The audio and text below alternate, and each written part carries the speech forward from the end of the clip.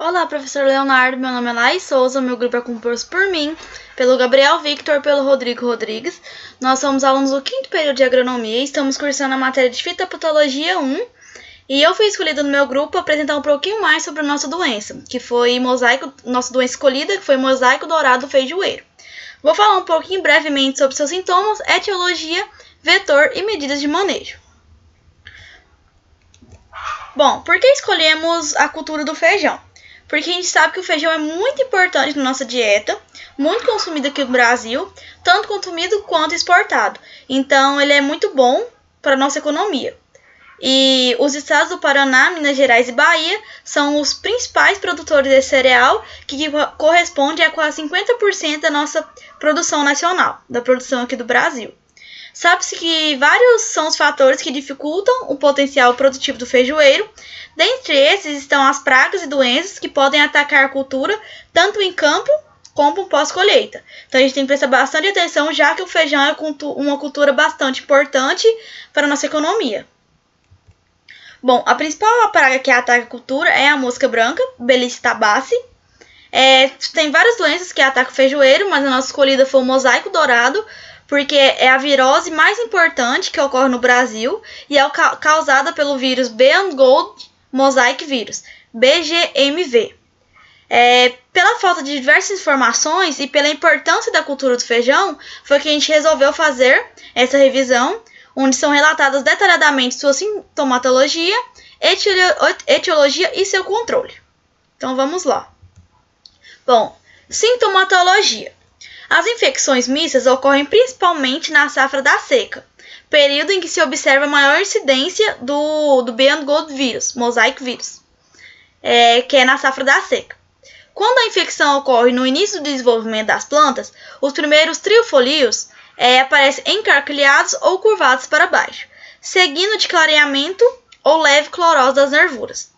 À medida que as folhas se desenvolvem, essa clorose ela vai aumentando e se transformando em manchas amarelas, amarelo intenso, em todo o limbo foliar. Então, vai ficar um mosaico amarelo intenso nas folhas. Eu trouxe aqui algumas imagens para a gente entender melhor. Bom, essa doença também pode trazer nanismo, pode ocorrer nanismo no feijoeiro, encurtamento de entre-nós, perda de dominância apical e brotamento das gemas auxiliares. Bom, aqui eu trouxe algumas imagens. A primeira, ela tem uma leve clorose, uma leve mancha amarela. Na segunda, a gente pode perceber esse amarelo intenso, que a folha está praticamente toda amarela, foi tomada toda pelo mosaico.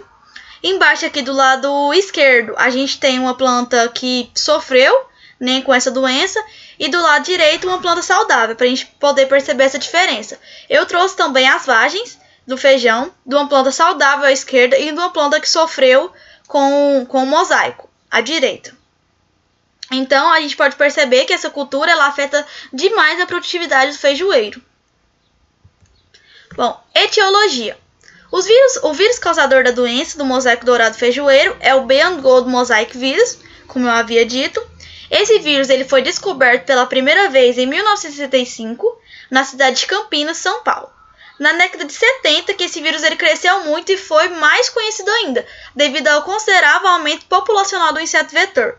Como eu disse, a mosca branca, que é o inseto vetor, né, dessa doença, então ela cresceu, teve um aumento populacional muito grande, e foi aí que ocorreu as perdas em diversas lavouras. O geminovírus, que o Bean Gold Mosaic Virus, é dessa classe aqui, geminovírus, não são transmitidos via semente ou por contato manual, ou seja, é um fator positivo, porque uma planta que ela teve, né, a doença, as sementes dela não vai poder transmitir o vírus, e nem em contato manual. Por exemplo, a gente passa a mão ali numa folha contaminada e passa a mão em outra planta com uma folha saudável, a gente não vai conseguir contaminar uma planta saudável.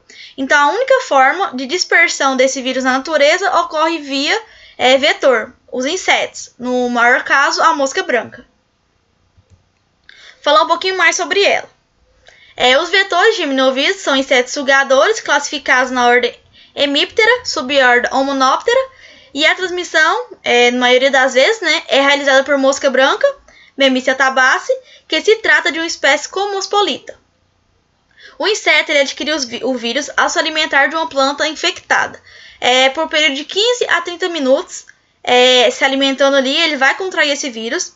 E o período de incubação, no qual o vírus vai circular no corpo do inseto até atingir o lugar que é fatal para a gente, no caso fatal para nossa lavoura, até atingir as glândulas salivares. É cerca de 24 horas. Após esse período, a mosca branca ela se torna apta para poder transmitir o vírus. Então, esse vírus ele precisa chegar até as glândulas salivares para poder o inseto se alimentar de outra planta saudável e assim carregar o vírus até essa planta saudável e infectar ela também. Aqui eu trouxe uma imagem da mosca branca que está com bastante zoom, porque ela é bem pequenininha, bem difícil da gente perceber a longa distância. Tem que olhar bem de pertinho para a gente conseguir ver ela. Controle. Não existe uma única maneira com eficiência absoluta no controle do mosaico dourado. Então a gente tem uma série de maneiras, uma série de coisas que devemos fazer para evitar essa disseminação dessa doença na nossa lavoura. O que atualmente é a medida mais eficiente é o uso de cultivares resistentes ou tolerantes a esse vírus. No trabalho escrito, no trabalho que a gente vai enviar pela plataforma Moodle, no formato PDF, lá eu coloquei bastante cultivares que são tolerantes ou resistentes a essa doença.